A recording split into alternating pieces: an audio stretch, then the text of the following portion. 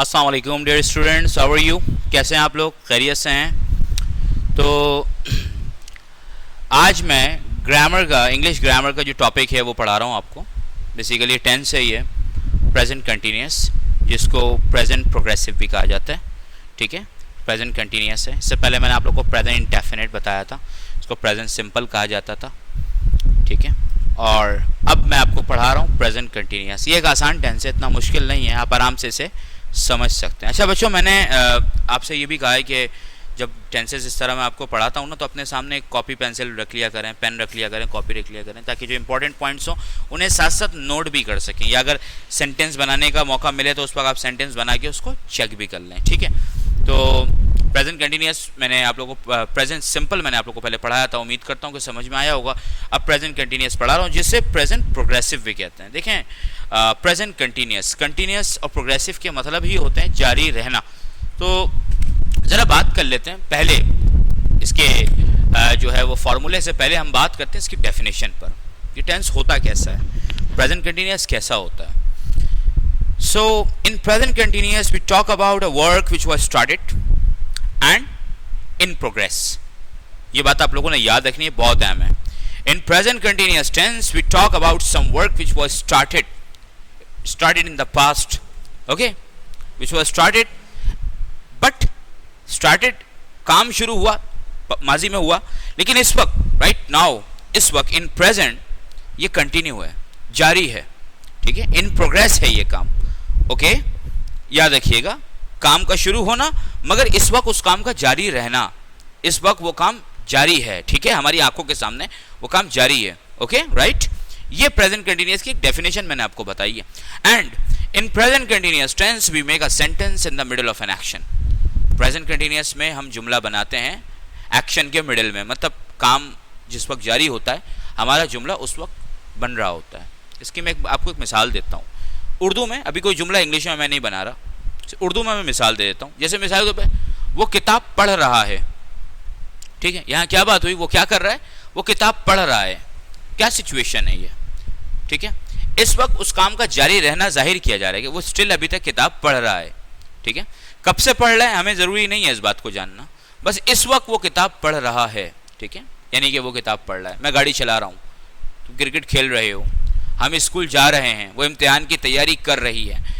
ये तमाम जुमले प्रेजेंट कंटिन्यूअस के हैं। इसमें क्योंकि जो बात की जा रही है वो बात की जा रही है मिडल ऑफ एन एक्शन की। ठीक है, यानी काम के जारी रहते हुए जुमले का बन जाना, यही है। ठीक है, मिडल ऑफ एन एक्शन यही है कि काम जो है वो चल रहा है और उसके साथ साथ जुमला भी उसी वक्त बना दिया जाए, यानी कि काम मुकम्मल नहीं हुआ बल्कि काम इस वक्त जारी है। ठीक है, मैं बोल रहा हूं, ये भी तो प्रेजेंट कंटिन्यूअस है ना, मिडिल ऑफ एन एक्शन में जुमला बनाया, बोल भी रहा हूं और जुमला भी मैंने बनाया कि मैं बोल रहा हूं। तो इसे हम प्रेजेंट कंटिन्यूअस की डेफिनेशन के तौर पे समझ सकते हैं। मैंने आसान तरीके से समझाया, डेफिनेशन तो कई तरीके से इसकी बताई जा सकती है। ठीक है, a work which was started and work is in progress and in present continuous tense we make a sentence in the middle of an action. याद रखिएगा ये बात। Okay, as per the formula of present continuous is concern, the formula is very simple. देख लीजिए, इसका formula है इसका subject, subject के बाद इसका ऑक्सिलरी वर्ब है यानी हेल्पिंग वर्ब है। हेल्पिंग वर्ब इसके होते हैं इज, एम और आर। ओके, याद रखिएगा, ये तीन तरह के हेल्पिंग वर्ब इस्तेमाल होते हैं। इसमें इज होता है, एम होता है और आर होता है। उसके बाद वर्ब की फोर्थ फॉर्म, वर्ब की फोर्थ फॉर्म का नाम है प्रेजेंट पार्टिसिपल। ये भी आप लोगों ने याद रखना है। ठीक है, वर्ब की तमाम फॉर्म्स के उसके एक्चुअल नेम्स आपने याद रखना है। ठीक है, ये वर्ब की फोर्थ फॉर्म है जिसे हम कहते हैं प्रेजेंट पार्टिसिपल। ठीक है, फोर्थ फॉर्म ऑफ वर्ब। अब ये होता क्या है, ये बहुत आम तौर पे अगर आपको बताना चाहूँ तो वही जिस तरह से आपने वर्ब की फर्स्ट फॉर्म किया गया आईएनजी इस्तेमाल किया है, फोर्थ फॉर्म हमारे यहाँ इसी तरीके से बता दिया जाता है कि वर्ब की फर्स्ट फॉर्म प्लस आईएनजी, ये फोर्थ फॉर्म कहलाती है। इसका नाम प्रेजेंट पार्टिसिपल है। ठीक है, तो फॉर्मूला क्या है, सब्जेक्ट है, हेल्पिंग वर्ब है, ऑक्सिलरी वर्ब जिसको कहते हैं इज, एम, आर। उसके बाद हमारा मेन वर्ब है, मेन वर्ब के तौर पे हमारे पास प्रेजेंट पार्टिसिपल जो उसकी फॉर्म है वो हम यूज करेंगे, और फिर ऑब्जेक्ट है। ओके, अब इस फॉर्मूले के हिसाब से एक जुमला बनाते हैं। ठीक है, आपने फोकस करना है इस पे, फॉर्मूले पे। इस फॉर्मूले के हिसाब से हम जुमला बनाते हैं। मिसाल के तौर पे, वो क्रिकेट खेल रहा है। आसान जुमले लेते हैं पहले, आसान जुमले बन जाएंगे तो फिर मुश्किल भी बन जाएंगे। पहले समझ में आया इसका सेंस क्या है बेसिकली किससे। वो क्रिकेट खेल रहा है, ये जुमला सुनिएगा, वो क्रिकेट खेल रहा है। ही के साथ हम इस्तेमाल करेंगे इज। इससे पहले कि मैं आगे चलूं, एक छोटी सी बात है वो मुझे याद आई अचानक, मैं आपको बता देता हूं। ये जो यूज है ना इज, एम और आर का, इसे भी आप समझ लीजिए अकॉर्डिंग टू प्रोनाउन, ठीक है, नाउन के साथ, प्रोनाउन के साथ इसका इस्तेमाल समझ लीजिए। इज, एम और आर, हमारे पास 3 हेल्पिंग वर्ब है ना, इसका इस्तेमाल क्या है। इज इस्तेमाल होता है थर्ड पर्सन सिंगुलर के साथ। अब थर्ड पर्सन सिंगुलर क्या है, ही, शी, इट और any name. Third person singular he है, शी है, इट है और कोई नाम है। एम इस्तेमाल होता है सिर्फ आई के साथ, ठीक है, आप इसको लिख सकते हैं अपने पास याद रखने के लिए। और आर इस्तेमाल होता है वी, दे और यू के साथ। आर इस्तेमाल होता है वी, दे और यू के साथ। Okay right. इज इस्तेमाल होता है, मैं एक दफा फिर दोहरा दे रहा हूं, इज इस्तेमाल होता है ही, शी, इट और एनी नेम के साथ। एम इस्तेमाल होता है आई के साथ और आर इस्तेमाल होता है वी, दे और यू के साथ। So let's make a sentence. वही जो जुमला मैंने उर्दू में कहा था, वो क्रिकेट खेल रहा है, वो के लिए ही क्रिकेट खेल रहा है, ठीक है। अगर लड़का है तो ही और लड़की है तो शी, तो वो क्रिकेट खेल रहा है, लड़का है, ही, ठीक है। ही के साथ हेल्पिंग वर्ब आएगा इज, ओके, इज। उसके बाद वर्ब की प्रेजेंट पार्टिसिपल फॉर्म, जो नॉर्मल हमारे पास खेलने के लिए वर्ब इस्तेमाल होता है वो प्ले होता है, और इसका अगर पार्टिसिपल में हम चले जाएं प्रेजेंट पार्टिसिपल में तो ये हो जाएगा प्लेइंग, आईएनजी लग जाएगा इसके आगे। He is playing, he is playing cricket, he is playing cricket. याद रखिएगा वो क्रिकेट खेल रहा है, he is playing cricket, right. Let's talk about negative. इसी का अगर नेगेटिव जुमला बनाया जाए तो how to make a negative of present continuous, this sentence specially.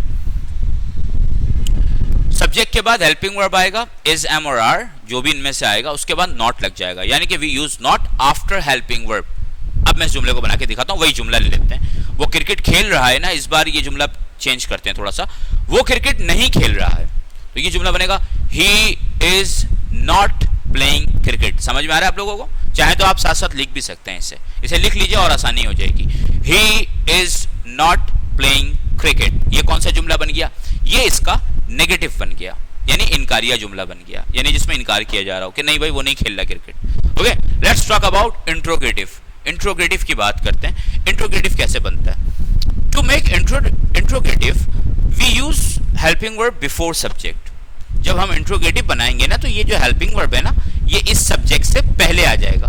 तो इसका मतलब है ये जुमला होगा क्या वो क्रिकेट खेल रहा है, ये उर्दू में तो ये जुमला होगा। लेकिन अब अगर इसका इंग्लिश बनाएंगे, ठीक है, तो होगा इज ही प्लेइंग क्रिकेट, क्योंकि हेल्पिंग वर्ब यहां से चला गया, हेल्पिंग वर्ब आ गया सब्जेक्ट से पहले, तो हेल्पिंग वर्ब सब्जेक्ट और उसके बाद फोर्थ फॉर्म ऑफ वर्ब, फिर ऑब्जेक्ट, फिर जब हम लिख रहे होते हैं तो आखिर में क्वेश्चन मार्क भी लगाते हैं, ठीक है। तो इज ही प्लेइंग क्रिकेट, समझ में आया? ये इंट्रोगेटिव है, इंट्रोगेटिव इसका याद रखिएगा। जी स्टूडेंट्स, तो मैं ये बता रहा था आपको इस हवाले से, ये देख लीजिए आगे फॉर्मूला है, इसे देख लीजिए क्लियर अंडरस्टैंडिंग के लिए। ये मजीद चीज़ें मैंने आपको दें, ये अब मैंने सबको सेपरेटली बताने की कोशिश करूंगा, आपको पहले बता रहा था इस हवाले से, मगर अब ये देख लीजिए, ये आपके सामने मौजूद है, आपकी स्क्रीन पे मौजूद है, तो देख लीजिए। तो एक दफ़ा फिर इस हवाले से बताता हूँ। ये देखिए नेगेटिव में helping verb is, am, are, not, fourth form of verb और object. To make interrogative we first use helping verb और ऑक्सिलरी वर्ब, उसके बाद सब्जेक्ट, फिर हमारा मेन वर्ब है, ऑब्जेक्ट है, क्वेश्चन मार्क है। और इंट्रो नेगेटिव जो कि कम इस्तेमाल होता है वैसे तो, लेकिन यह है कि इसका इस्तेमाल है। हेल्पिंग वर्ब हो गया, ठीक है, इज, एम, आर, फिर सब्जेक्ट आ जाएगा, फिर नॉट आ जाएगा, फिर फोर्थ फॉर्म ऑफ वर्ब, फिर ऑब्जेक्ट, फिर क्वेश्चन मार्क। यानी to make intro negative we first use helping verb before subject and not after subject, and we use present participle form of verb, object, question mark, ठीक है, याद रहेगा। अब उस हिसाब से मैं जुमला बना के आपको दिखाता हूँ। मिसाल वही वाला जुमला लेते हैं जिसमें पहले वो क्रिकेट खेल रहा है, ठीक है, असर्टिव में he is playing cricket, negative he is not playing cricket, interrogative is he playing cricket, वो क्रिकेट नहीं खेल रहा है, interronegative is he not playing cricket. मैं खत लिख रहा हूं, I am writing a letter, I के साथ एम लगेगा, ठीक है, I am writing a letter. Negative I am not writing a letter. Interrogative क्या मैं खत लिख रहा हूं, am I writing a letter, question mark लगेगा लिखते वक्त। और इंट्रोनेगेटिव क्या मैं खत नहीं लिख रहा हूं, am I not writing a letter. Is that clear? Okay, so here I have given you 2 examples of present continuous tense. Urdu में हमने जुमले बताए और फिर उसको इंग्लिश में चेंज करके दिखाया, ट्रांसलेट करके दिखाया।